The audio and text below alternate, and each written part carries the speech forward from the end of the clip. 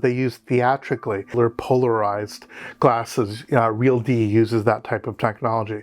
So you could actually take glasses, the same ones that you actually had in the movie theater, watch on this television, and get the extraordinary 3D image for films that truly deserved it. Now, when I bought this television, I bought it right at the beginning of 2017. At CES 2017 is when LG and other manufacturers announced their televisions for the upcoming year, and it was clear they were going to be dropping 3D. This TV at the time was a fortune. I believe it was about 12,000 Canadian retail. There was its big brother or big sister that is the Dream TV, which is the 77-inch version of the 2016 model, which again, 77-inch OLED and does 3D. Unfortunately, I don't even know that many of them were sold in Canada at all. I've sort of been looking just randomly to see if a used one would ever show up on some of the sites, and they're incredibly difficult to actually track down.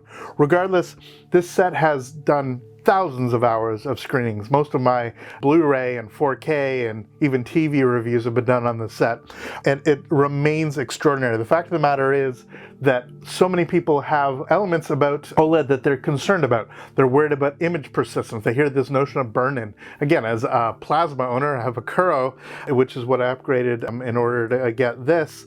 It's absolutely something to be concerned about on plasmas, and image retention or burn-in is absolutely something to worry about. With modern OLEDs though, as long as you turn on the elements that are actually required, screen orbiting and stuff like that, but also don't simply leave it on a particular logo forever, and especially in a dark room, nothing actually treats OLED the way it is. So I love this TV. I've loved this TV for many years. This was my dream. So the question is, why would I ever consider getting something different?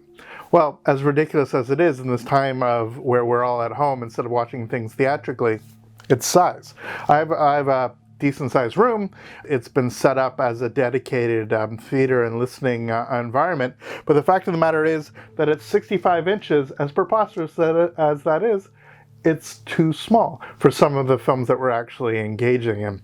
So I'm going to be trading functionality that I adore, the 3D stereoscopy, for a much larger television. You'll have plenty more to say about the 77 2020 model and how it differs, and how 4 years of technology have actually changed the way that OLEDs are actually presented. Now, again, I want this video to be sort of a love letter to what I'm giving up here. And that's, as I said, 3D Blu-ray. Fact of the matter is, if you want to do 3D now, you can either get an old set or an older set. And again, this particular model is, I believe, the apotheosis, the absolute best way of actually getting a television format that actually does 3D. Or you can go with projector. Most modern projectors, everything from a reasonably consumer priced Epson or Optima or something like that, all the way up to some $30,000 or $40,000 laser projection home unit, will allow you to do active glasses 3D. It's just the way that the technology works, it facilitates it much easier. There are no consumer televisions released in 2020 that do 3D anymore. They've added all kinds of features that, frankly, I'm going to turn off. Stuff like the type of motion interpolation that takes 24 to 60, 120 hertz, whatever it is, to actually give it often that sort of soap opera effect. I don't need my football games to look like video games, but that's what the technology that they sort of let it. It's very easy to do. They don't have to do anything in terms of the screen material. One thing about having this ability to do 3D is there's a slight decrease in maximum luminance. And again, we're in this weird spot where people are interested in cranking, even in HDR, cranking out so that the brightest is the best. And I've never really found that. I mean, especially, as anybody knows, in a dark room, and this can get completely black, your eye actually attunes itself to what the maximum black and maximum brightness is, and we sort of fill in the blanks. Our brains are pretty phenomenal that way. So the fact of the matter is that I can get 100% pure black, that each pixel works like a little individual television, that it can either be completely on or completely off, or anywhere in between, allows this to, in a complete black room, float. I mean, it's microscopically thin, it feels like. It's the thickness of a couple credit cards, especially up here. But when the lights are off and I'm watching something that's 2:3:5 to 1, say, something that is wider than the 16:9 shape of this, these black bars absolutely disappear. It's as if the image is completely floating in midair, which is truly, for me, one of the most extraordinary things that you get with OLED. Now, 3D content. I have probably 100 3D Blu-rays. Again, I will be able to watch this on this television. The television is going to go to a different room in my house, but I will be missing it very much here in my Atmos environment. I just want to highlight 3 discs that, for me, one of them, the first one is more obvious. Mad Max Fury Road is simply definitive in 3D. I understand there's black and white versions. Clearly the presentations in 2D are still extraordinary. The film is an absolute masterpiece, and I'm extremely pleased to have been able to see it not only early but at its Cannes debut as well. I actually had a chance to speak to the director, George Miller, about which version he preferred and whether it was wrapped into marketing or whatever's going. He talked about the 3D version being something that they spent a lot of time on, and he found it the creamiest. He thought this was the creamy version to watch. Now, what makes this so bloody good in 3D? It's what makes it so bloody good as an action film. As many of you know, he spent, I believe, 12 years developing this film, working with his wife who had never edited an action film before. Them and the rest of the production crew storyboarded the hell out of this movie. And what it allowed them to do is have a film that's incredibly kinetic. Things are just flying all over the place, shot, shot, shot, shot, but your eye is always led to the next shot. All you need to do is watch the intro of this as the camera's relatively static, the little lizard comes, and your eyes on screen right, and led as the cars come over, cut to the next shot, your eyes in the right place. So you're not darting in and out of the screen. For 3D, for stereoscopy, that does wonders, because you don't get as inundated as you are with all the images. You're not left trying to match what's going on. One of the things that 3D is not so great at is that artificial sense of montage meeting dimensionality. Our eyes don't immediately sort of jump from one scene to the other when we're actually seeing things in dimensions, but when you have a film that's this extraordinarily well paced and designed within a pixel of where your eye is supposed to be, you're led through the landscape. And just like the landscape is so extraordinary in the film at the best of times, in 3D, this is the way to see this. This, with 3D Atmos, is one of the greatest home entertainment experiences you'll ever have, 4K or otherwise. Look, it's only 1080p, but this in 3D, for me, is definitive. And I'm going to give 2 other shout-outs to films that, frankly, are post-converts. And post-convert gets totally bad rap, especially for those that saw a film called Clash of the Titans. It's a remake of the film that I actually really love, the Harryhausen version for some reason. But the Clash of the Titans remake was done right at the sort of onset of the 3D phase, especially when countries like China were demanding that if a film from North America was to play, it was to play in 3D. And they had, I believe, a 5-week turnaround from it being in 2D to it being in 3D. They sent it to the companies, many of them are in India, where they use relatively low-cost graphics artists to try to turn it around. And frankly, it's a disaster. The dimensionality is horrid. Of course it is. It was done in 5 weeks, and it was done at a very cheap budget, and it was done quickly without any concern of what the end result would be.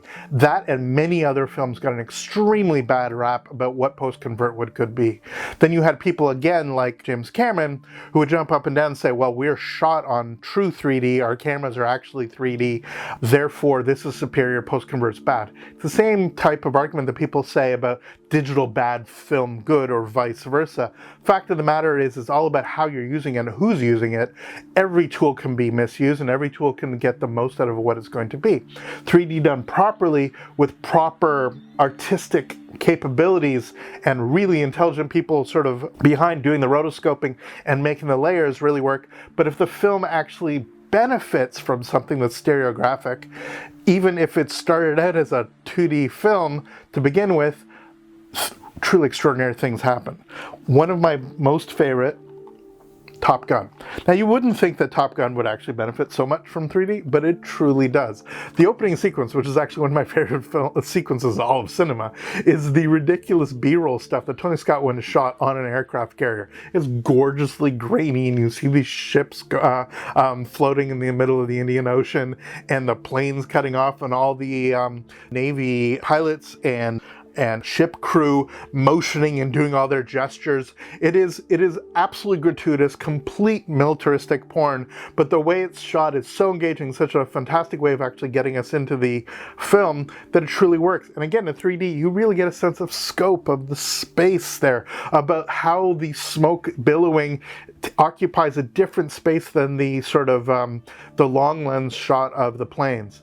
But most importantly, it's the end sequence. If you think about how Top Gun actually works, it's a series of planes on planes. The end sort of dogfights are just a bunch of swooping stuff going around.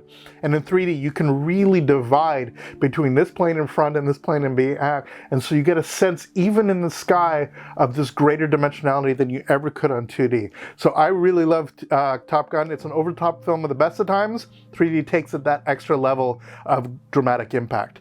And then another one that I want to highlight, which again, a lot of people wouldn't necessarily jump to.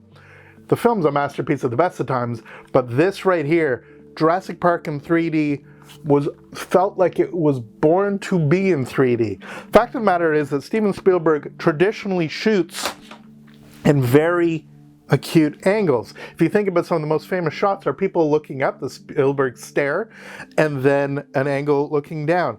That motion of where the lenses are actually pointed up or down on these acute angles truly shine in 3D, because it gives this greater sense of depth. If you watch just the opening sequence alone, with the way that the box that's carrying the Velociraptor comes through the leaves, all the leaves looking like bokeh almost, the way that they're sort of faded and out of focus, the massive close-ups into the eyes where you can see where the guy, I can't remember his name, but the guy yelling, shoot her, shoot her. You're practically looking up his throat. And in 3D, it just gives you this incredible sense of the massive complex that is Jurassic Park and the intimate human interactions that are going on between dinosaur and human. This is what makes this film shine even more. If you could take a film that's already an A+ and plus it even further, the way to watch Jurassic Park is in 3D. So there's, but three of many, many examples. Obviously, the latest Star Wars films, the Hobbit films in 3D, again, unfortunately not in high frame rate, the way that Peter Jackson shot it, but nonetheless, you get to see them in 3D. A bunch of the Disney films like Frozen, the first Frozen in particular, are gorgeous in 3D. The Let It Go sequence where all the snowflakes come up, extraordinary. The end of Tangled with all the lanterns shining up. I watched Zootopia the other day, and it's so phenomenal about how the world is simply so much richer when you see it in stereo. I will miss being able to watch stuff down here in 3D. There may be other opportunities for me to figure out a way to actually make a projector work. A projector wasn't in the cards. I'd much rather, for 99% of my viewing or 90% of my viewing, be able to watch it on a set as magnificent as an OLED. And then when I need to do 3D, I'm willing to put a little bit more work. But I just wanted to give a shout out and some love to this television, which absolutely was a dream. I mean, when I started building this home theater over the last several decades, I dreamt of being able to have at home an image that truly was this extraordinary. So the 65V6P has been my dream unit for many years. I'm really looking forward to what's to come. We have another set that's coming that you'll actually be able to have a chance to have a very early look at. But for now, some love for the 65V6P, the 2016 OLED that still did 3D. For thatshelf.com, I'm Jason Gorber. Please subscribe, like us, send some comments. We really appreciate your support. Go visit the website, and we'll see you next time. All the best.